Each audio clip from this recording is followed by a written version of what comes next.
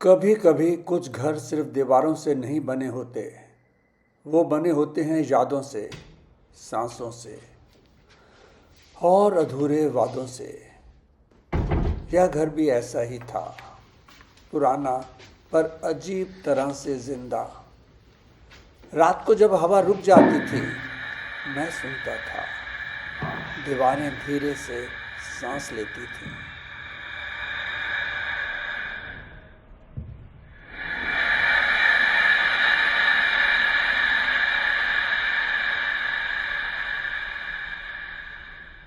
लोग कहते थे इस घर में एक औरत थी। एक दिन वो बस गायब हो गई। कोई चिल्लाहट नहीं, कोई निशान नहीं, बस दीवारों पर इत्र की खुशबू और लोहे जैसी गंध रह गई।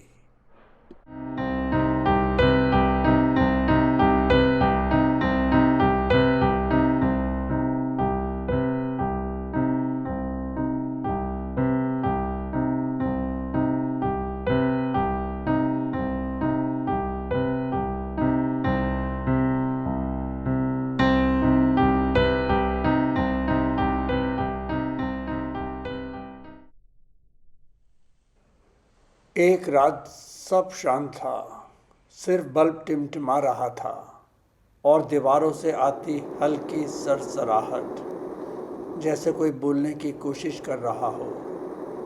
मैंने धीरे से कान लगाया, कुछ नहीं। फिर बहुत हल्की आवाज़ आई, कौन? क्या तुम मुझे सुन सकते हो? मैं जम गया। आवाज़ दीवार के अंदर से आ रही थी। दीवार गर्म थी, जैसे उसके अंदर कोई सांस ले रहा हो। मैंने उंगलियां पेंट पर रखी। कुछ नरम, नमी सा एहसास, जैसे त्वचा। वही इत्र, वही गंध, वही खून। मैंने उंगली से थोड़ा हिस्सा हटाया। पेंट के नीचे कुछ हिला, जैसे कोई अंदर से दबाव डाल रहा हो।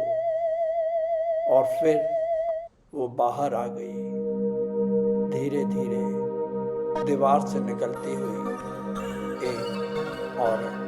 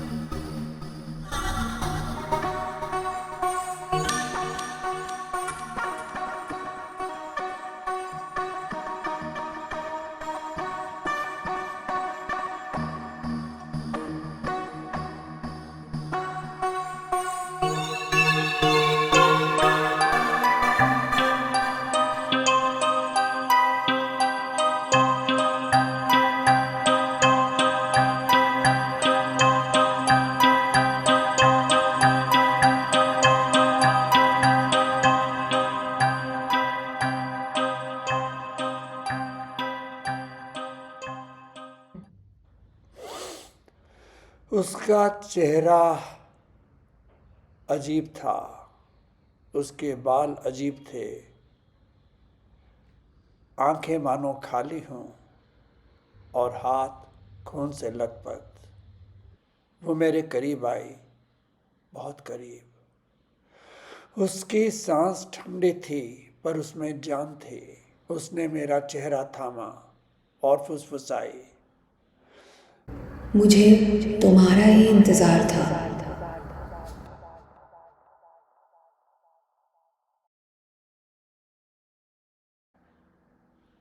सब कुछ धीमा हो गया, आवाज़ें खुल गई, बस एक अंधेरा और वो गंध जो मेरे नसों में उतर गई।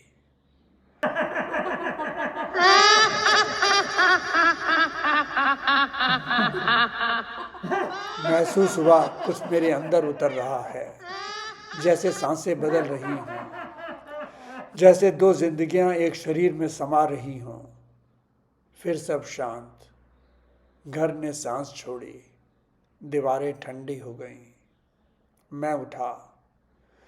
कमरा वैसा ही था, पर कुछ अलग, बहुत अलग। वो चली गई। उसके जाने से पहले कहे गए शब्द मेरे कानों में गूंजते रहे। अब तुम मेरे साथ हो, मैं अकेली नहीं हूँ, आओ मेरे साथ चलो। अब मैं समझ गया हूँ, ये घर कभी खाली नहीं था। वो बस मेरा इंतज़ार कर रहा था। मैं तो अब जा रहा हूँ, वो मुझे बुला चुकी है।